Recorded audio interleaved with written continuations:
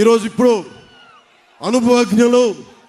అనుభవజ్ఞులతో ఆయన అనుభవంతో రాష్ట్రాన్ని బలమైన పదంతో మార్గంలో నడిపించిన సీనియర్ నాయకులు తెలుగుదేశం జాతీయ అధ్యక్షులు శ్రీ చంద్రబాబు నాయుడు గారిని మాట్లాడమని కోరుకుంటున్నాను.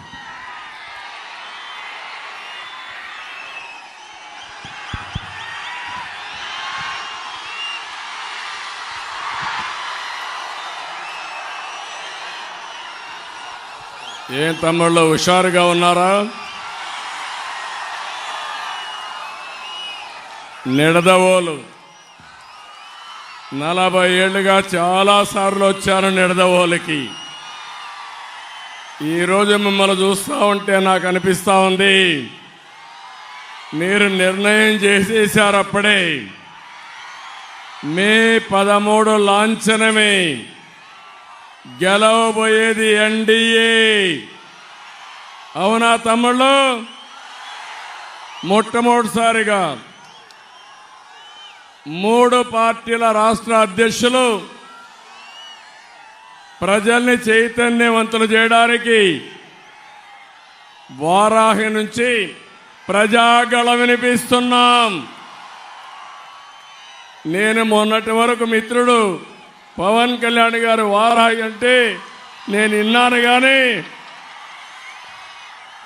ఇక్కడ 3 పార్టీల తరపున సింహగర్జన చేస్తున్నాం. ప్రజాగళాన్ని వినిపిస్తున్నాం. ఇప్పుడే తణుకులో నేను పవన్ కళ్యాణ్ గారు రోడ్ షో చేశాం. అదిరిపోయింది. ఇక్కడ నిడదవోలు దద్దరిల్లిపోయింది. జగన్మోహన్ రెడ్డికి నిద్ర రాదు.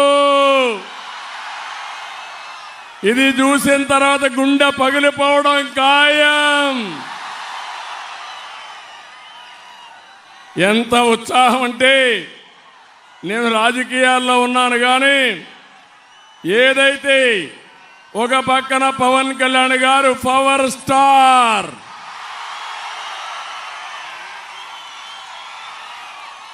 నిస్వార్థంగా మీకు సేవలు అందించడానికి వచ్చిన వ్యక్తి, అవునా కాదా అని అడుగుతున్నా. ఇంకో పక్కన నరేంద్ర మోడీ గారు భారతదేశాన్ని ప్రపంచ పటంలో అగ్రదేశంగా పెట్టే నాయకుడు. తెలుగుదేశం తరఫున నాకు 40 ఏళ్ల అనుభవం.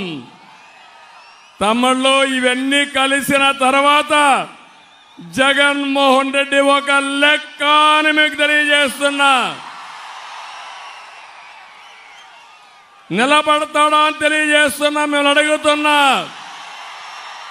నిలబడనిద్దామా అని మిమ్మల్ని అడుగుతున్నా.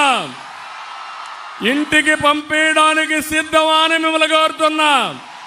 సిద్ధం అంటే గట్టిగా చెప్పండి.